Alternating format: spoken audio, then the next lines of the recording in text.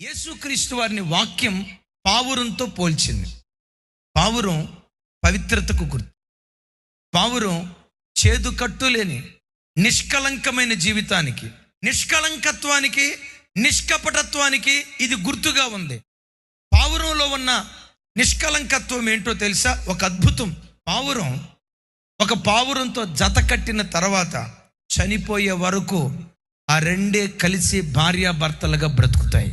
ఒకవేళ మగ పావురాయే చచ్చిపోయింది, ఆడపావురాయి బ్రతికిన కాలం అంతా ఒంటరిగా దుఃఖారావం చేస్తూ ఆ ఒంటరితనంతోనే చచ్చిపోద్దు. కానీ రెండవ జత దగ్గరికి వెళ్ళదు. ఒక్కడే పురుషునికి, ఒక్కటే స్త్రీకి అంకితం చేయబడి అవి తమ పవిత్రతను కాపాడుకుంటూ ఉంటాయి. దైవజనమా, ఒకసారి నా వైపు చూడండి. ఏదెను తోటలో దేవుడు ఆదామును కలుగు చేసినప్పుడు కూడా